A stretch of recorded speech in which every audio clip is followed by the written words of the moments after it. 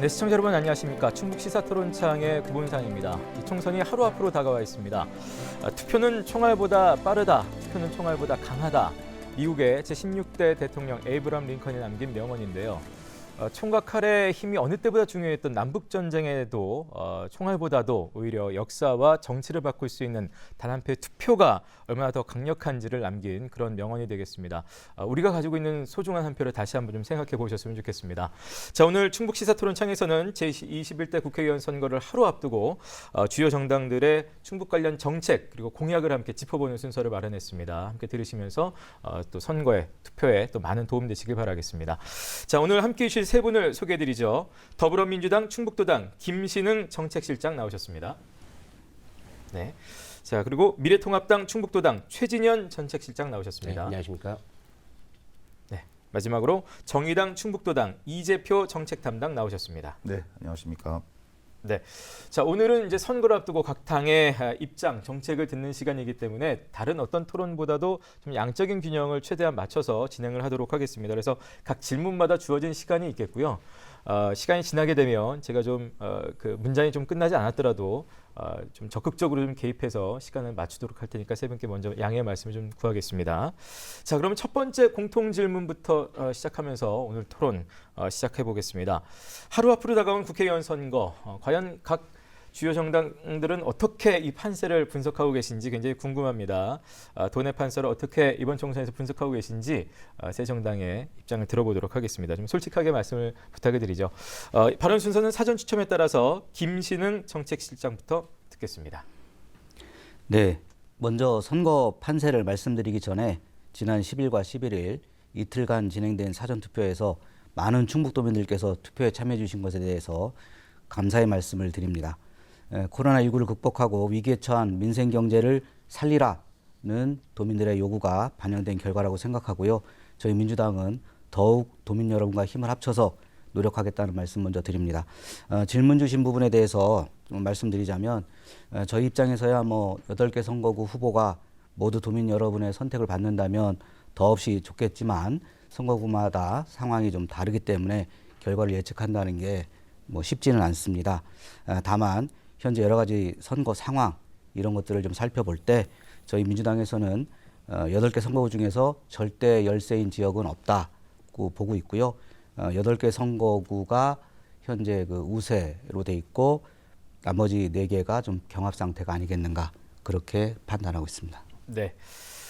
다음은 순서에 따라서 최진현 정책실장의 발언을 듣겠습니다. 시간 역시 1분 드리겠습니다. 네, 고맙습니다.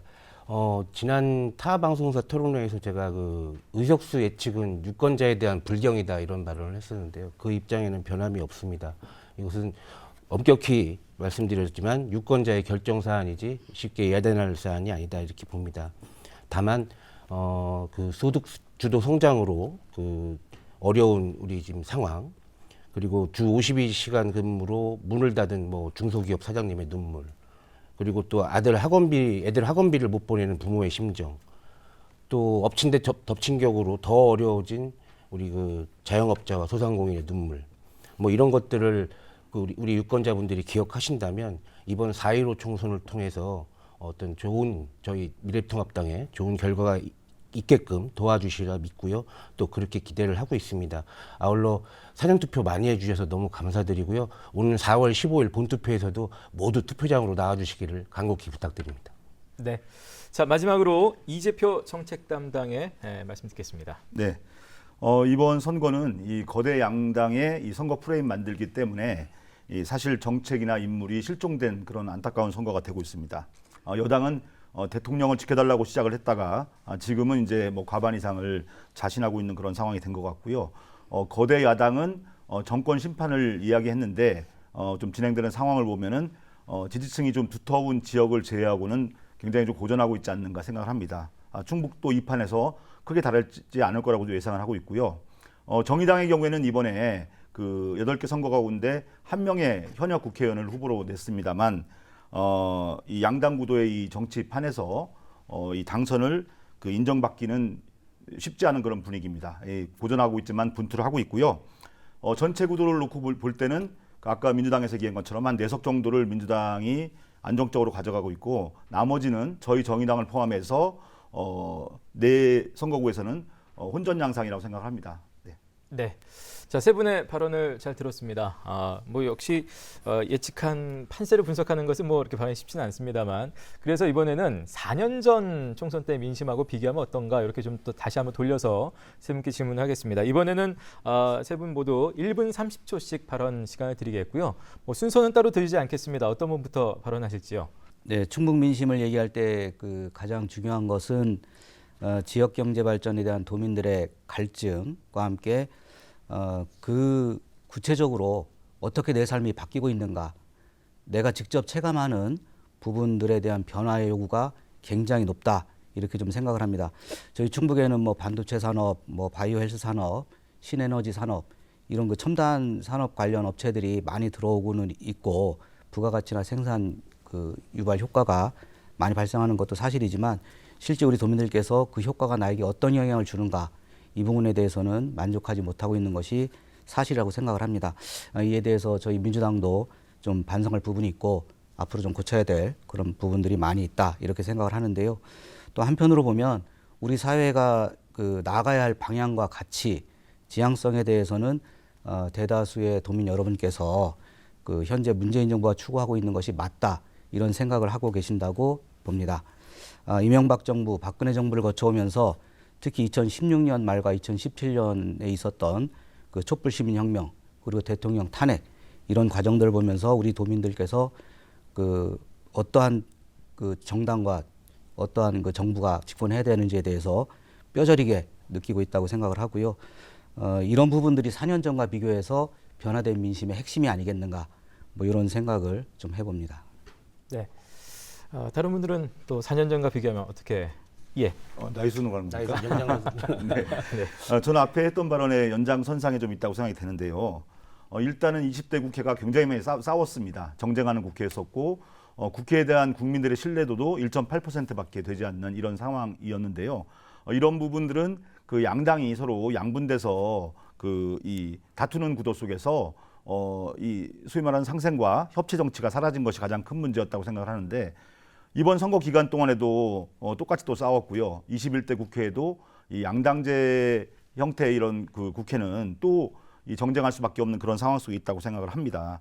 이것을 좀 이번 국회에 좀 바꿔보자는 것이 지난해 또 우리가 이 여러 가지 선거법 개정이나 이런 부분들을 하면서 추구했던 부분인데, 결국에는 그 거대 양당이 뭐 미래통합당의 경우에는 처음부터 이제 선언하고 위성정당을 만들었고, 민주당의 경우에도 그렇게 위성정당을 만들어가면서 이런 부분들이 사실은 원칙을 좀 지키지 않는 정치였다고 생각을 하는데, 안타깝게도 저는 민주당이 시작하면서 이런 부분들에 대한 사과나 이런 건 있을 줄 알았는데 그런 거 전혀 없이 지금 이렇게 정쟁으로 가고 있습니다. 좀 암울한 상황입니다. 21대 국회도 한계를 보여줄 것이지만은 이런 부분들이 이제는 이 양당 정치의 종착역을 국민들이 깨닫게 되는 것이 아닌가 생각을 하고, 어느 정도 이번 총선에서 유권자들도 그런 것들을 감안해서 원칙을 지키는 정당에게 표를 주지 않을까 생각을 합니다. 네. 자, 이재표 정책 담당의 발언이었고요. 마지막으로 최진현 정책실장의 얘기 들어보겠습니다. 네, 그 4년 전 총선 판세만 놓고 보면 우리 당이 5석을 가져가면서 좀 우세를 점했습니다. 물론 지금은 4대4 균형을 맞춰져 있지만, 이것을 가만히 분석을 해보면 그 세종시 바람이라든지 탄핵 바람이라든지 이런 거대 담론이 휩쓸고 지나갈 때는 우리 당이 좀 불리했던 판세 지역이었어요. 근데 그 정치 문화가 소위 바뀌었다. 뭐 소위 말하는 뉴 폴리티컬 컬처라는 세대들이 등장하면서 네. 거대 담론은 묻히고 미세 담론이 어떤 선거 주요 이슈가 되는 그 문화가 형성이 돼 있는데, 이번에 이제 코로나 전국적인 재앙 사태를 겪으면서 이런 미세 담론들을 이야기할 기회조차가 지금 없어진 게 지금 안타까운 현실이지만, 그럼에도 불구하고 그런 어떤 문화는 바뀌어져 있다라고 봅니다. 어떤 네. 그 전체적인 지역 경제 뭐 이런 것들에 대한 그 잘못된 거 이런 거 비판하는 것보다는 구체적으로 내 아이의 안전, 내 집 주변의 주거 환경이 어떻게 좋아질 것인 거에 대한 관심들과 그것이 표로 연결되는 그런 지금 정치 문화가 좀 돼 있다라고 좀 보고요. 여기에 대해서 이 코로나 전국에서 크게 말씀드린 유세도 잘 못하고 TV 토론도 뭐 좀 뭐 안 나오신 후보도 계셔가지고 제한되긴 했지만 그럼에도 불구하고 이것들을 꾸준히 공보물이라든지 현수막을 통해서 제시한 후보들에게 투표를 해주시는 경향이 분명히 나타날 것이다. 저는 이렇게 판단합니다. 예. 자, 그럼 이번에는 각 중앙당의 충북 관련한 대표 공약들을 좀 들어보겠습니다. 어떻게 보면 지금 시청하고 계신 우리 유권자 여러분께 또 가장 중요한 시간이 아닐까 생각이 되는데요. 순서에 따라서 한 분이 2분 동안 공약을 발표하시면 다른 두 정당의 관계자분들께서 이에 대해서 질문을 1분 30초씩 해주시고 그 질문을 다 들은 후에 그 답변을 다시 한번 1분 30초 동안 이렇게 해주시는 걸로 저희가 진행을 하도록 하겠습니다. 순서에 따라서 이번에는 미래통합당 최진현 정책실장부터 공약과 정책 발표해 주시겠습니다. 첫 번째, 차세대 방사강 가속기를 청주 오창에 구축하겠다 이것입니다. 근데 방사강 가속기라고 하니까 제가 얘기했던 아까 거대 담론에 들어가는 이야기인데요. 사실 이것을 쉽게 표현드리면 슈퍼 현미경이라고 생각하시면 됩니다. 어떤 생물들의 어떤 분자 구조를 천조분의 1까지 분석을 하는 기초과학에 있어서 아주 중요한 그 요소가 되는 게 방사강 가속기입니다. 네. 지금 포항에 두 기가 있는데요. 네. 하나는 3세대 가속기고 하나는 4세대 가속기예요.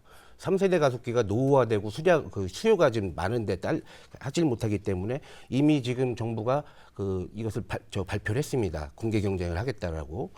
그래서 지금 저희가 이제 그 오창에 유치하고자 하는 이유는 오창 쪽에 이것을 융합할 수 있는 바이오 반도체 우리 기업들이 집적돼 있고요.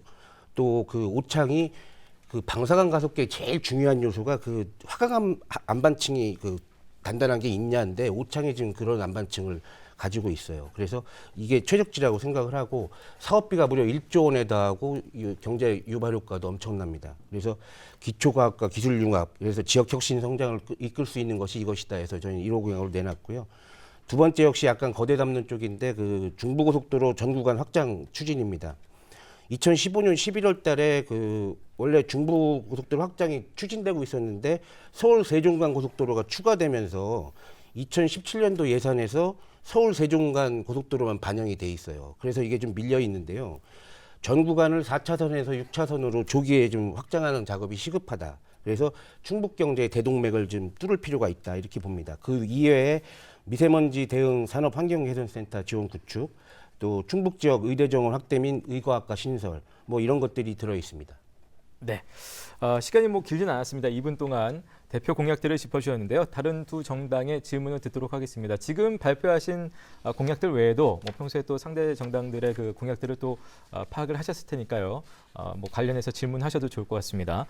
순서에 따라서 이재표 정책 담당의 질문 1분 30초 먼저 하는 거죠? 예, 드리고 역시 바로 이어서 김신흥 정책실장의 질문까지도 받은 다음에 답변 기회는 한꺼번에 드리도록 하겠습니다. 예, 먼저 질문해 주시죠. 뭐 1분 30초까지 질문할 건 아닌 것 네네. 같고요.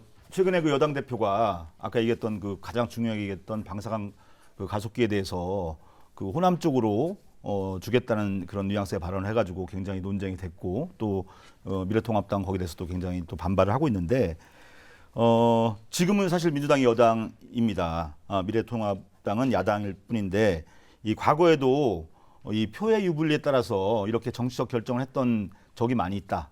이번에는 그 민주당 대표의 발언이 좀 굉장히 저희가 좀 속상하고 아쉽지만은 이 과거를 보면은 이 보건복지부라든지 또 관련 국책기관이 있는 청주 우송에 그 첨단일 호흡과 산업단지를 갖다가 오는 것으로 돼 있었는데 갑자기 그때 그 이명박 정부 하에서 이 대구 신서로 갈라지면서 결국 반반됐거든요. 양념 반 후라이드 반으로 바뀌었습니다. 이렇게 돼서 이제 대구도 그렇고 오송도 그렇고 어느 한쪽도 제대로 된 위상을 가지고 하고 있지 못한데 미래통합당이 만약 여당이었다면 영남 포항 두둔하지 않았을까 이런 생각이 드는데 그런 거에 대한 답변과 함께 지역 유치 전략에서 어떤 힘을 발휘할 수 있는지 좀 설명을 부탁드리겠습니다. 예, 질문 일단 여기까지 받고요. 김 실장님의 또 질문까지 받겠습니다. 예, 역시 1분 30초 드리겠습니다. 네, 그 차세대 방사강 가속기 유치에 대해서 저희 최 실장님께서 아주 또 상세하게 또 그리고 필요성 그리고 우리 오창의 최적지인 이유까지 이렇게 잘 설명을 해주셔서 굉장히 감사하고요. 그리고 미래통합당 충북도당이 함께 힘을 합쳐서 그 방사능 가속기 유치에 노력을 해주시겠다고 하는 점에 대해서는 먼저 감사의 말씀을 먼저 드립니다. 그런데 이제 이 차세대 방사능 가속기 이 문제는 사실은 저희 민주당이 좀 먼저 좀 브랜드화했다고 좀 생각을 하는데요. 지난해에 그 저희가 그 방사능 가속기 구축에 대한 필요성 분들을 저희가 이제 충북도청과 함께 의논을 했고, 그리고 저희 충북도당에서는 그거 관련한 정책 토론회까지 이렇게 진행을 했습니다. 이런 상황에서 제가 좀 여쭤보고 싶은 것은 이번에 총선 공약을 미래통합당 충북도당에서 내시기 전에 과연 차세대 방사능 가속기 유치에 대해서 어떤 노력을 좀 하셨는지 그 부분을 좀 한번 좀 얘기를 좀 구체적으로 듣고 싶은 그런 좀 마음이 있습니다. 네. 답변 시간은 1분 30초인데요. 두 분의 질문을 좀 받았기 때문에 네. 현명하게 좀 답변을 부탁을 드리겠습니다. 예, 최 실장님의 답변 들어보겠습니다. 질문은 다른데 내용은 좀 같은 것 같아서요. 예. 좀 오히려 좀 편하게 말씀드리겠습니다. 네.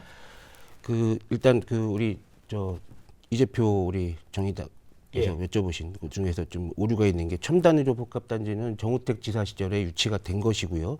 이제 뭐 프라이드 반 양념 반 얘기하셨는데 그 이후에 사실은 이게 멈춰져 있어요. 그걸 이제 다시 완성시키겠다는 것이 저희 방침입니다라는 걸 먼저 말씀드리고요.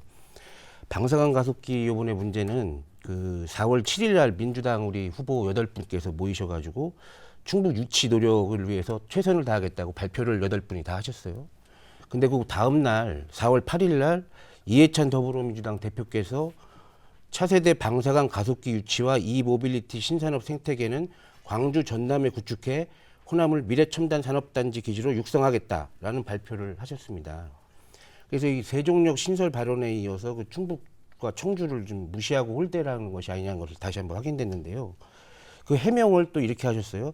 광주 전남과 충북이 공정하게 경쟁이란 말이 생략된 표현이다 이런 말씀을 하셨는데 저는 그 말씀을 좀 좀 이따 여쭤보고 싶은데 미리 말씀드리면 이 이해찬 대표의 워딩 어디에 충북과 공정 경쟁이 할 수 있다는 말이 녹아 있는지 전 이게 설명 가능하신 전국의 국어 선생님이나 국어 선생님 출신이 계신지 한번 여쭤보고 싶어요. 그리고 어떤 노력을 해왔느냐? 저도 인정합니다. 우리 민주당 충북도당에서 이거 관련해서 정책 세미나 쭉 해왔듯이 저희도 마찬가지로 내부적으로 성명이나 내부 세미나를 통해 왔다는 걸 말씀드립니다. 예. 알겠습니다. 자, 이번에는 순서에 따라서 정의당 이재표 정책 담당의 공약을 듣겠고요. 네. 아까 마찬가지로 다른 두 정당에서 같은 방식으로 질문해 주시겠습니다. 예, 2분 드리겠습니다. 네, 진보 정당은 의제를 선도하는 정당입니다. 정의당은 아니지만 그 전신이라고 할 수 있는 민주노동당 같은 경우에 그 학생 무상급식 문제를 처음 제기해서 그 당시에는 이제 이게 말이 되느냐라는 얘기 있었는데 지금은 이제 초등학교, 중학교, 고등학교까지 다 하고 있고 아마 여기 있는 모든 정당들이 다 공감하고 있는 그런 문제라고 생각을 합니다. 그래서 저희는 지자체장이 할 수 있는 그런 공약과 달리 법과 제도에 대한 부분들을 가지고 좀 이 총선을 바라보고 있고요.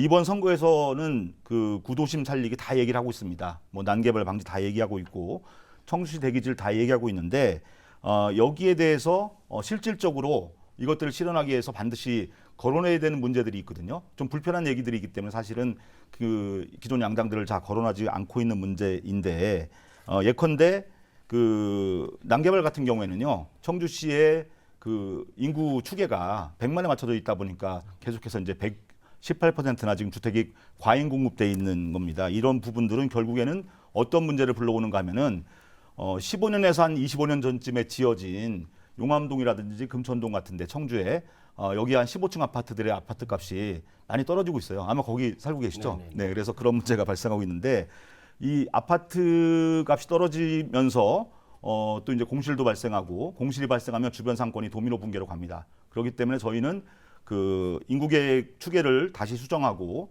더 이상의 난개발을 방지하겠다는 얘기를 하는 거고요. 구도심 상권 살리기 다 얘기하고 있는데 정작 이 청주에 들어올 가능성이 매우 높은 이 복합 쇼핑몰, 거대 유통재벌의 이 쇼핑몰에 대해서는 반대하지 않고 있습니다. 저희도 이제 뭐 선거 토론 때 물어보면은 심사숙고하겠다, 신중하게 결정했다라고 하면서 정치권이 말을 하지 않고 있는데 정의당의 경우에는 이런 것들에 대해서 명확히 당의 당론을 가지고 반대하고 입법까지 연결시키도록 하겠습니다. 예. 자, 그러면 이 공약에 대해서 다른 두 정당의 질문을 받도록 하겠습니다. 순서에 따라서 김 실장님 먼저 드리겠습니다. 네, 그 진보 정당 우리 저 정의당이 그 항상 그 선거 때마다 의제를 선도하시고 그리고 또 아까 말씀하셨던 무상급식이라든지 이런 부분에 대해서 그 적극적으로 선도적으로 주장하셔서 우리 사회가 그것을 받아들이고 지금 현재 실현되고 있는 이런 부분에 대해서는 매우 그 긍정적으로 좀 생각을 하고요. 지금 말씀하셨던 그 난개발 문제라든지 뭐 복합 쇼핑몰 이런 문제들을 그 원칙적으로 그 반대하고 하는 것과 또 현실적으로 그 우리 주민들의 뭐 생활 문제라든지 이런 것과 좀 결합하는 그런 것들이 좀 더 좀 필요하겠다. 우리 저 정의당에서 말씀하시는 공약에서 그런 부분들에 대한 것들을 좀 더 생각을 더 해주십사 하는 그런 의견을 이제 좀 말씀드리고요. 그리고 제가 좀 그 요거는 제 개인적으로도 좀 그 궁금한 사안이기도 한데 그 사회상속제 그 문제가 있지 않습니까? 청년들에게 그 이제 돈을 지급을 해서 그 사회 기반을 만들어주고 이런 부분에 대해서 좀 더 그 한 번 더 이렇게 좀 그 설명을 좀 듣고 싶습니다. 네. 네, 그 부분까지 질문 끝나셨습니까? 예, 이따가 같이 듣도록 하겠고요. 최 실장님의 질문 역시 듣겠습니다. 예, 그 발표 지금 좀 아까 하신 건 잘 들었고요. 근데 그 여기 발표 안 하신 것 중에 제가 질문을 좀 드리고 싶은 게 있는데 김종대 노당 의원께서 직접 그 공약 발표하신 것 중에서 재난 발생 시 위기 계층에 직접 지급하겠다 이런 언급이 있는데 먼저 질문을 좀 드리면 이거 말만 들으면 정확히 내용이 뭔지를 모르겠어요. 직접 지급이란 말이 무엇인지. 그리고 지금 민주당이나 정부가 안이 서로 틀려요. 그래서 지금 뭐 소위 오락가락하고 있고 우왕좌왕하고 있으면서 국민 고통을 더 주고 있다 이런 얘기들이 있는데 그게 이제 이유가 기준이 명확하지가 않고 지급 시기가 명확하지 않고 방법이 명확하지 않아서인데 지금 정의당에서 얘기하시는 요 공약에는 이런 것들이 어떻게 대책이 있으며 민주당과의 차별성은 무엇인지 좀 답변해 주시기 바랍니다. 네, 일단 두 분의 질문 듣고요. 답변 듣도록 하겠습니다. 먼저 이쪽 민주당 질문에 대한 답변을 드리면은 사회상속제란 부분은 이제 뭐 그동안 이제 심상정 대표가 누누이 얘기를 해왔지만은 20대 되는 청년들에게 3천만 원에 소위 말하는 부모 아빠 찬스, 엄마 찬스가 아니라 사회가 그들에게 상속을 해주는 그런 제도입니다. 그래서 이게 과연 3천만 원이면 재원이 엄청날 텐데라고 생각하는데 그 재원이 얼마인지는 사실 그 미래통합당에서 계산을 정확히 해주셨어요. 얼마가 들어간다고 얘기를 했는데 그게 이제 가능할 수 있는 부분은 일단은 그 부동산 종부세라든지 또는 이제 부유세라든지 이렇게 해서 자신의 자식들에게 이 상속할 수 있는 부분들을 갖다가 소위 말하는 이제 세금을 통해서 재원을 마련하겠다는 계획을 가지고 있는 거고요. 이제 항상 그런 얘기가 나옵니다. 다 줬을 때 그러면 돈 많은 집에 부유한 집에 가정에 간 거는 어떻게 회수하겠는가라는 부분인데 그 부분은 이제 조금 이따 할 얘기랑 또 같이 맞물려 있어요. 그런 부분들은 연말정산 세금을 통해서 하게 되고 또 그 개인적으로 부모로부터 거액의 재산을 갖다가 미성년에 상속받은 경우에는 그런 부분도 다 이제 지급하지 않는 쪽으로 하게 될 경우에 충분히 이제 그 가능하다고 판단이 되고요. 그 지금 그 재난 시간이 많이 갔는데 이 부분에 대해서는 그 모든 정당이 사실 다 지금 입장이 바뀌고 있고 지금 이제 민주당도 70%에서만 하겠다고 했다가 지금 전체를 다 지급하겠다고 하고 있고 시기에 있어서는 총선 전을 이제 미래통합당이 얘기하고 있는데 사실 그거 다 물 건너간 것 같고요. 제가 볼 때는 4월 안에 최대한 빠른 시기에 하는 것이 맞다고 생각합니다. 네. 자, 못다한 답변은 잠시 후에 또 다른 시간들을 또 통해서 혹시 하고 싶으시다면 이용해 주시기 바라겠습니다. 자, 이제는 마지막으로 더불어민주당 김신흥 정책실장의 공약을 역시 2분 드리겠습니다. 네, 저희 민주당은 지난 3월 24일 중앙당에서 총선 공약을 확정해서 발표했고요. 그리고 충북 도당에서도 4월 5일에 그 새로운 대한민국 미래의 중심 충북이라는 슬로건과 함께 7대 정책 의제 그리고 10개의 충북 종합 공약 그리고 8개의 지역별 핵심 공약을 70페이지짜리 자료로 그 발표한 바 있습니다. 중앙당 공약 중에서 충북과 관련된 공약을 좀 한번 뽑아보면 크게 두 가지로 볼 수 있는데요. 첫째는 이번 코로나19 감염증과 같은 질병 재난에 대응하기 위해서 지역의 공공보건의료 확충 그리고 그 시설들을 시설들을 확충하겠다는 것 이 부분입니다. 여기서 이제 핵심적인 부분은 그 충북에 있는 의과대학 그 정원 확대 그리고 지역 의료 인력 시설 확충 이런 부분인데요. 잘 아시겠지만 현재 충북의 의과대학 정원이 89명밖에 되지 않습니다. 충북하고 인구가 비슷한 강원도, 전북 이런 그 데에서는 그 의대 정원 거기에 비하면 75% 수준밖에 되지 않는 숫자입니다. 장기적으로는 200명까지 그리고 또 최소 111명까지 우선적으로 늘리겠다 이런 계획을 가지고 있습니다. 그리고 두 번째는 뭐 계속적으로 이게 나오는 부분인데요. 차세대 방사관 가속기에 대해서 그 저희는 핵심적으로 시급한 공약으로 제시를 하고 있습니다. 정부에서 국가적인 사업으로 이미 추진을 하고 있고 또 여러 지역에서 지금 유치를 하고 있기 때문에 중앙당에서는 뭐 이렇게 그 차세대 방사관 가속기를 뭐 구축하겠다 이렇게 공약집에는 기재를 하지 않았는데 이것은 제일 시급하고 핵심적인 우리 충북의 그 과제이다 이렇게 생각을 합니다. 최근에 그 아까 말씀하셨던 4월 8일 이해찬 당대표의 그 발언이 좀 그 문제를 삼고 있는데 이것은 좀 해프닝으로 좀 봤으면 좋겠다 이런 생각이고요. 우리 지역 옥창에 구축될 수 있도록 열심히 노력하겠습니다. 네, 자 공약을 들으셨고요. 역시 마찬가지로 다른 두 정당의 질문 들어보겠습니다. 이번엔 순서에 따라서 최 실장님 먼저 1분 30초 질문 먼저 기회 드리겠습니다. 네, 그 죄송한 말씀 또 먼저 드리고 하게 해야 되겠는데요. 공당의 대표의 발언을 해프닝이라고 해버리면 그 소위 막말 논쟁에서 막말한 사람들에 대해서 공격하는 것도 그러면 이런 막말들도 해프닝이라고 볼 수 있어요? 그거 아니잖아요. 남이 하면 로맨스고 남이 하면 불륜이고 자기 하면 로맨스입니까? 당 대표의 발언은 무거워야 되고요. 책임이 있어야 된다고 봅니다. 근데 다시 그 부분에 대해서 좀 질문 좀 드리겠습니다. 분명히 4월 7일 날 민주당 후보께서는 충북 유치를 노력하겠다고 발표하셨어요. 높이 평가합니다. 근데 4월 8일 날 이해찬 대표께서 이렇게 말씀하십니다. 기자들이 그대로 받아 쓴 워딩이에요. 차세대 방사관 가속기 유치와 이모빌리티 신산업 생태계를 광주 전남에 구축해 호남을 미래첨단 산업기지로 육성하겠다. 이렇게 발언을 하십니다. 물론 호남도 지금 그 나중가에 그 유치 경쟁에 뛰어들었어요. 어느 정도 응원하시는 말씀인지 모르겠는데 여당의 대표가 이렇게 말씀을 해버리시면 이것은 완전히 그 충북과 청주를 무시하는 발언이신 거죠. 다시 한번 그리고 그 해명을 그 충북과 공정하게 경쟁하겠다는 것이 생략된 그 워딩이다. 이게 다시 한번 여쭤볼게요. 이 말의 진위에 대해서 어떻게 생각하시고 저는 이거를 설명할 수 있는 국어 선생님이 안 계시다고 보거든요. 이것을 좀 다시 한번 정확하게 좀 해명을 좀 해주시기 바랍니다. 예. 질문 들었고요. 이제 이 담당자님께서 저도 사실 비슷한 궁금함이 있습니다. 있는데 이제 일단은 그 여당 대표가 아니라 대통령이라고 하더라도 이 국가 공모 사업에 대해서 특정 지역을 두둔하고 결정된 것처럼 말하는 것은 제가 볼 때 큰 문제라고 생각을 하고요. 공감을 하고요. 또 한 가지는 아까 우리 그 국가재난지원금, 긴급지원 재난금 얘기를 이제 했는데 개인에게 가는 그런 재난지원금도 중요하지만은 이 해고를 막고 또 비정규직 양산을 막아야 됩니다.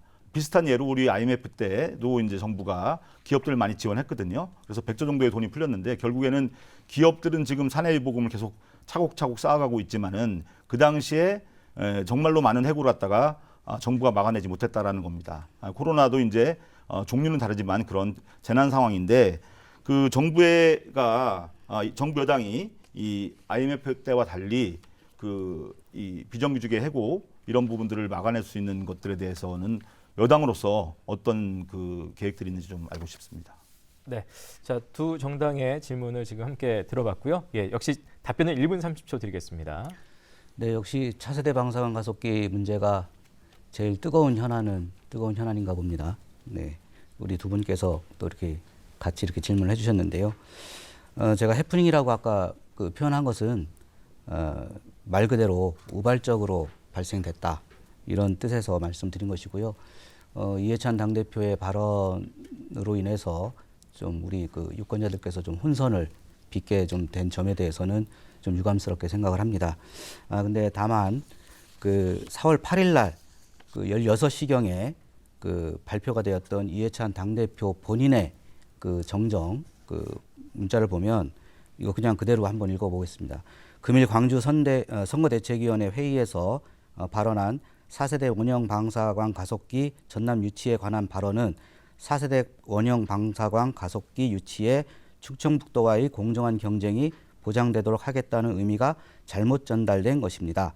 이에 바로 잡습니다. 이렇게 돼 있고요. 뭐 생략됐다 뭐 이런 표현은 뭐 정확하게는 들어있지 않습니다. 뭐 국어 선생님까지 그 동원해서 이렇게 해석을 해야 될 필요는 없다고 생각하고요. 이러한 그 정쟁을 좀 넘어서서 우리 여야가 함께 좀 힘을 합쳐서 그 해야 되겠다는 생각이고요. 그리고 아까 저 비정규직 문제에 대한 부분은 좀 더 저희 그 당에서도 더 많은 좀 세세한 계획을 가지고 그 노력하겠다는 말씀을 좀 드리겠습니다. 네. 자, 저희가 뭐 짧은 시간입니다만 어쨌든 각 정당, 주요 정당의 대표 공약들을 좀 들어봤습니다. 여기서 저희는 이번엔 한 발 더 들어가서 이번에는 역시 공통 질문으로 다른 정당과의 어떤 더 차별화된 전략, 어떤 것들을 구체적인 실행 방안으로 또 생각하고 계시는지 듣도록 하겠습니다. 순서는 뭐 자유롭게 드리겠고요. 발언 시간은 1분 30초씩 드리겠습니다. 어떤 분부터 하시겠습니까? 예, 네. 이 담당관님. 코로나19는 지금 전 세계적 재난이고요. 저희가 이제 예상했던 것과 달리 우리가 선진국이라고 알고 있던 나라들에서 더 큰 피해가 발생을 하고 있습니다. 미국 같은 경우 아침 뉴스 보니까 한 4만 명을 넘어섰고 사망자가 2만 명이라고 합니다. 사망자 1만 명 넘는 나라가 5개 나라가 있는데요. 미국과 이탈리아, 스페인, 영국, 프랑스 이런 나라들이 그 1만 명 이상 사망자가 발생한 나라입니다. 이런 것들을 보면서 이 코로나가 대한민국의 경우에 그 뭐 칭찬할 건 칭찬해야 되는데 감염병에 대한 관리, 질병 관리에 대한 부분들은 나름대로 저는 선방했다고 생각을 하고 있습니다. 다만 이 사회적 재난, 정확히 말하면 양극화에 대한 문제가 이번 코로나를 통해서 우리가 이제 알게 됐다라는 거죠. 그래서 이런 부분들을 그 불평등의 문제를 해결하는데 제가 볼 때 가장 필요한 정당은 진보 정당입니다. 진보 정당의 많은 의석이 필요한 것이 아니고 이런 의제를 계속 제기할 수 있는 그런 진보 정당이 반드시 필요하고요. 정의당은 이 공공성을 강화하는 쪽에 노력을 할 겁니다. 청주만 놓고 본다면은 시내버스 준공영제라든지 또 인구 100만에 맞춘 그 난개발 저지, 또 감염병이라든지 이 재난 의료를 총괄하는 이 청주의료원의 기능 강화 이런 부분들을 통해서 하게 되고요. 구체적인 실천 방안은 굉장히 쉽습니다. 저희는 뭘 짓자 만들자가 아니라 하지 말자이기 때문에 그런 부분들은 충분히 해낼 수 있다고 생각합니다. 네. 네. 시간 안에 답변해 주셨습니다. 또 어떤 분 먼저 하시겠습니까? 제가 먼저 예, 최 시장님 먼저 드리죠. 1분 30초입니다. 차별화 전략 또 구체적 실행 방안을 물어보셨기 때문에 저는 역시 차세대 방사능 가속기 오창 구축에 대한 차별화 전략과 구체적 방안을 좀 말씀드리겠습니다. 네.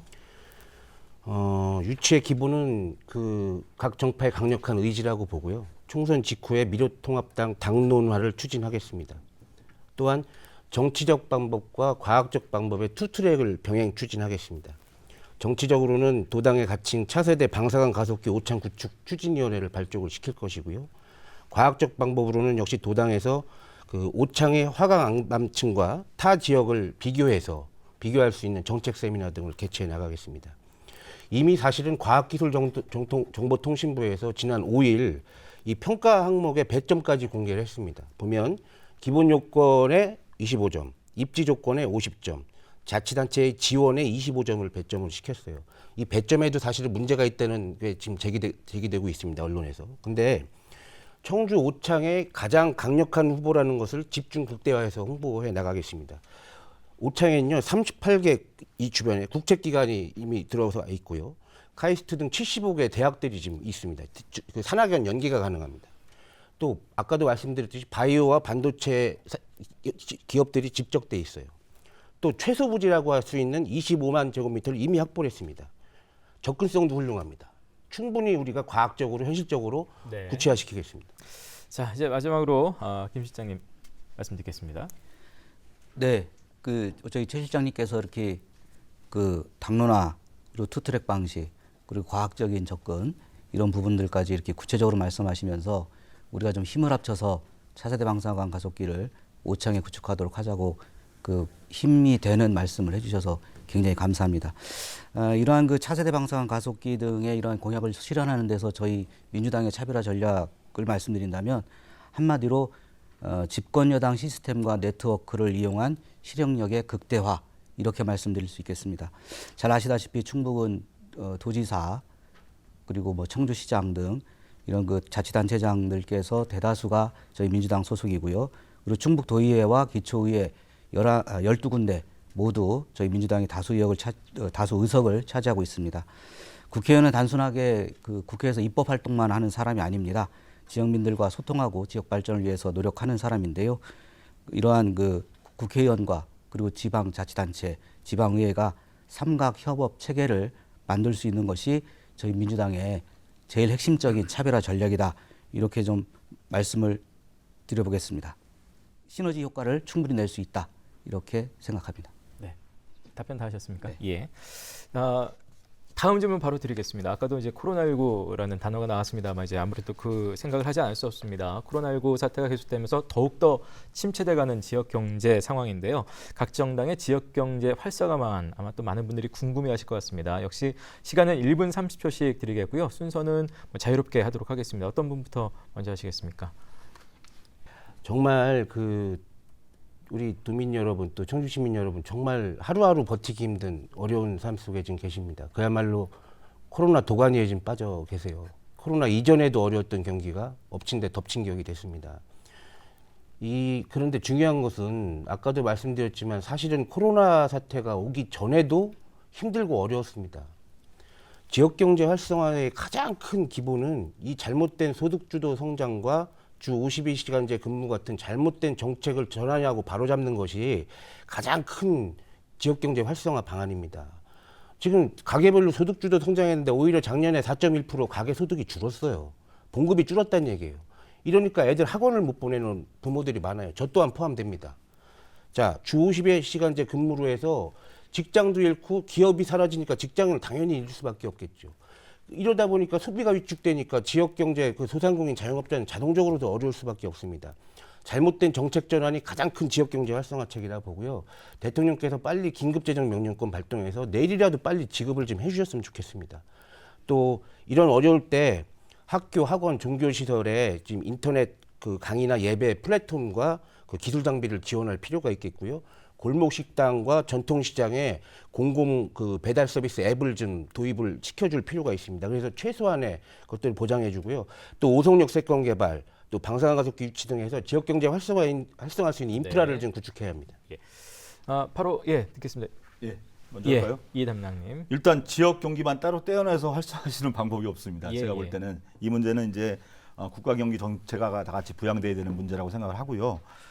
다만 여기에 대한 이 정책에 대한 부분은 사실 국회의원의 역할이라기보다는 지자체장들의 역할이라고 저는 생각을 해요. 그래서 우리가 어떤 단체장을 선택하느냐의 문제를 우리가 지금 사실 지방선거 후 2년 동안 잘 경험하고 있습니다. 앞서 말씀하셨지만은 여당 단체장들이 많아요. 많은데 제가 볼 때는 힘 있는 여당 국회의원도 굉장히 많을 것 같습니다. 힘 있는 여당 국회의원 뭐 한 명 더 있고 없고에 따라서 바뀌는 건 아니라고 생각을 하고요.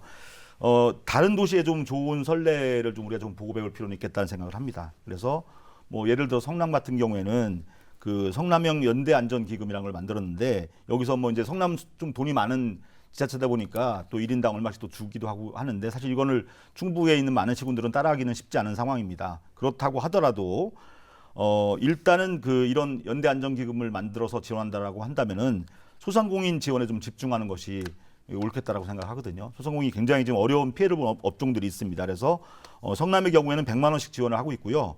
이 확진자가 방문을 했던 그래서 손님이 끊겼던 업소에는 추가 지급을 또 하는 이런 것들을 검토하고 있습니다. 이렇게 좀 꼼꼼하고 세세하게 어디에 있는 사람들이 더 아픈가를 바라보고 심폐소생을 하는 그런 정책가 저는 필요하다고 생각합니다. 네. 자, 마지막으로 김 실장님의 답변 듣겠습니다. 네, 앞서 다른 분들께서도 말씀하신 것처럼 진짜 우리 지역 경제 상황 정말 좋지 않습니다. 소상공인, 자영업자, 노동자들께서 큰 어려움을 겪고 계시고 또 사회적으로 취약한 계층이 더욱 많은 어려움을 겪고 있습니다. 말 그대로 전에는 찾아볼 수 없었던 미증유의 위기라고 생각을 하는데요. 이런 위기 속에서도 우리 국민들께서 착한 임대인 운동, 소상공인을 위한 선결제 운동, 농산물 팔아주기 운동 이런 것들을 통해서 어려운 난국을 극복하기 위해서 힘을 모아주고 계십니다. 정말 감사한 일이 아닐 수 없습니다. 국가적으로는 이러한 경제 위기를 타개하기 위해서 비상하고 대대적인 대책, 인위적인 부양책까지도 필요하다고 생각을 하고요. 뭐 국회에서 추경 예산안을 결정했고 정부는 비상금융조치와 함께 긴급 재난지원금을 국민들에게 지급하는 결정을 했습니다. 며칠 전에 저희 충북도에서는 또 460억 규모의 코로나19 피해계층 추가 특별 지원 대책을 발표를 했습니다. 근데 문제는 이런 대책들이 신속하고 공정하고 그리고 빠짐없이 이루어져야 한다는 점인데요.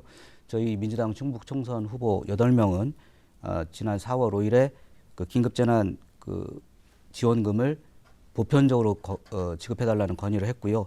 또 저희 당에서 그 다음날 바로 보편 지급을 결정을 하고 정부에 적극적으로 건의를 한 사실이 있습니다. 네. 시간이 다 됐습니다. 여기까지 듣도록 하겠습니다.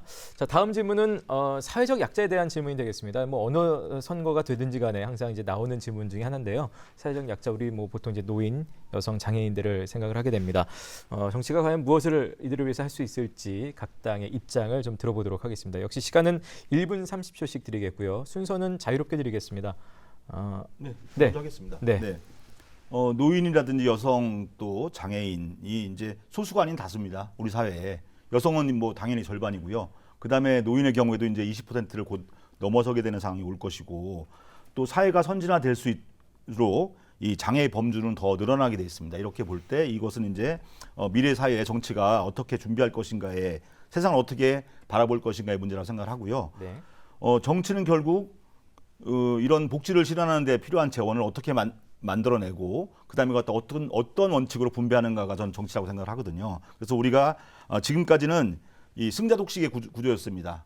열심히 일해서 많이 번 사람이 더 많이 가져가는 이런 구조였는데 이거는 사람들의 개인적 욕망을 자극해가지고 뭐 기술의 혁신이라든지 생산을 늘려낸 측면은 있지만은 이제는 사회적 양극화가 정말 심각한 상황에 와 있다라고 생각을 하고요. 그래서 공공성, 사회 통합성이 강한 나라를 만들어야 된다고 생각하고 저는 그 가장 기본에 아까 우리 청년 상속도 얘기했지만은 기본소득이 있다고 생각을 합니다. 앞으로 이 시대는 인공지능이라든지 로봇 기술 같은 것이 발달하면서 우리가 지금까지 일반적으로 생각했던 개념의 노동이라는 것이 실종되는 사회가 올 수 있다는 겁니다. 그런 사회는 자칫 지금과 같은 방식의 이윤 욕망 위주로 가는 사회가 된다면 그건 지옥 같은 사회가 될 것이고요.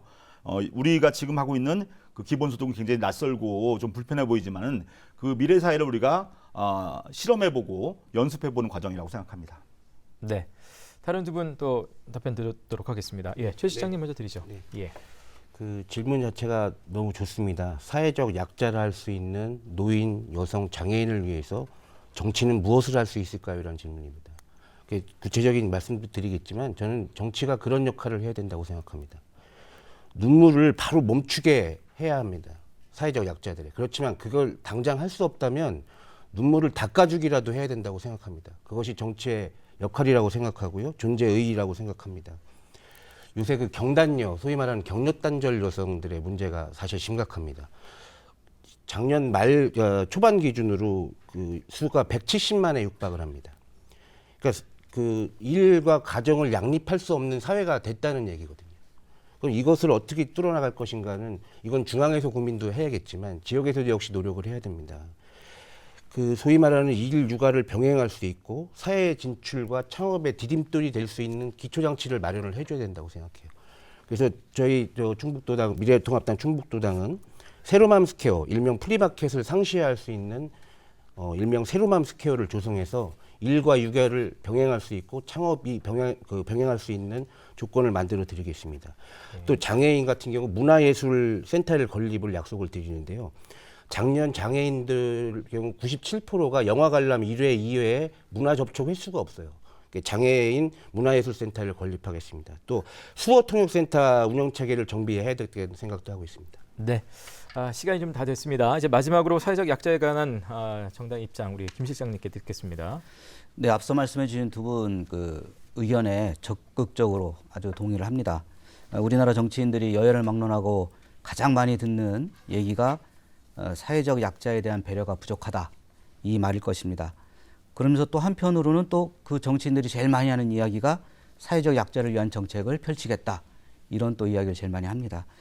이런 모순이 어디에서 출발했을까 생각을 해보면 첫 번째는 또 시스템 문제, 우리의 정치 시스템의 문제를 또 언급 안 할 수 없는데요. 노인, 여성, 장애인, 청소년 등 사회적 약자라고 지칭되는 부문을 대표하는 분들이 정치 시스템에 직접 진출할 수 있는 그런 부분이 정책화되고 실현돼야 된다. 근데 아직 사실은 이런 부분들은 아직 우리가 좀 더 많이 노력을 해야 되는 부분이라고 좀 생각을 합니다.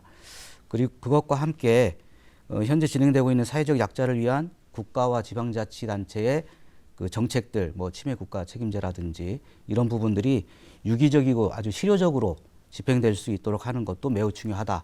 근데 이거에 앞서서 먼저 좀 생각해야 될 부분들은 관점과 사고가 먼저 바뀌어야 한다. 뭐 최근에 뭐 좀 그 장애인 뭐 그 노인 비하 발언이라든지 이런 부분이 있었잖아요. 뭐 저도 키 작은 사람이지만 뭐 키 작은 사람은 투표용지도 못 든다.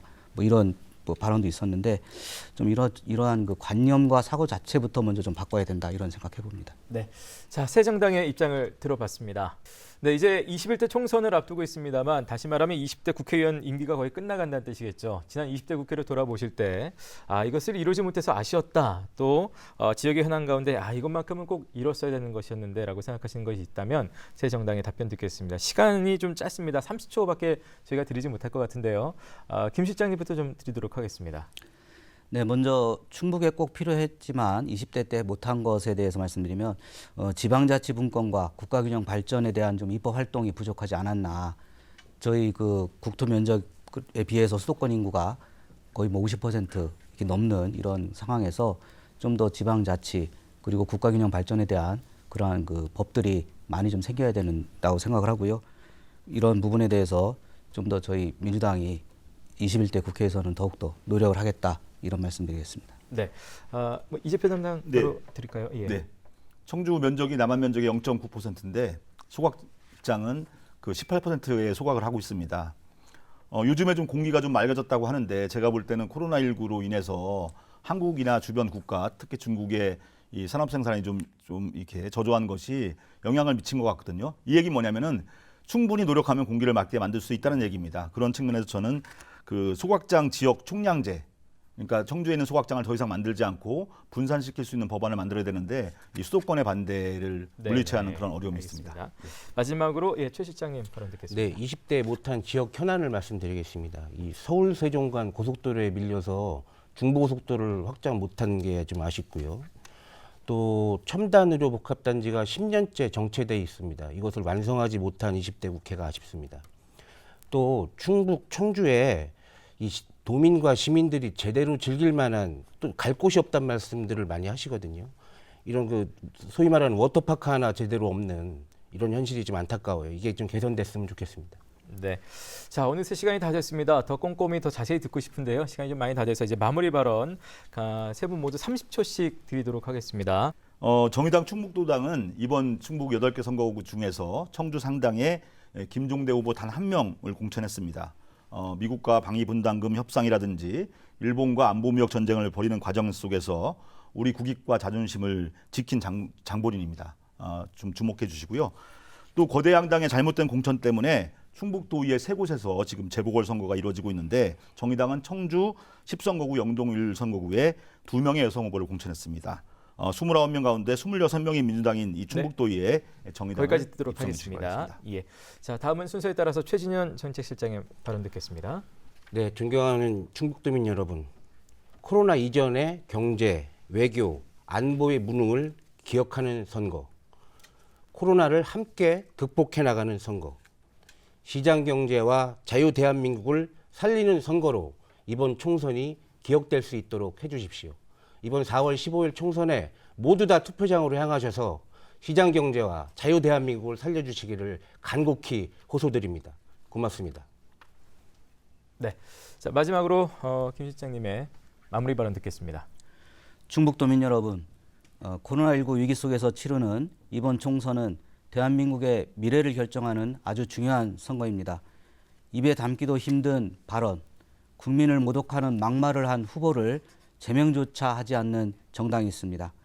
겉으로는 정권 심판과 견제를 외치지만 결국은 과거로 돌아가자고 부추기는 정당의 표를 주시기보다는 포용, 안전, 혁신을 외치면서 미래로 나아가는 저희 민주당의 표를 많이 주시기 바랍니다. 감사합니다.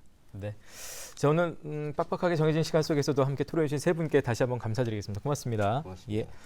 자, 여러분 내일 투표장에 가시면 역대 가장 긴 투표용지를 보게 된다고 합니다. 비례대표 투표용지는 무려 48.1cm라고 하는데 반면 기표란의 세로폭은 1cm라고 하죠. 그래서 1cm의 권력을 준 국민이라는 표현도 나오고 있습니다. 어떤 여러분의 그 1cm의 그 권력, 그 소중한 권리를 꼭 행사하시기를 바라겠습니다. 자, 충북 시사토론창 오늘 순서는 여기서 마치겠습니다. 시청해주신 여러분 고맙습니다.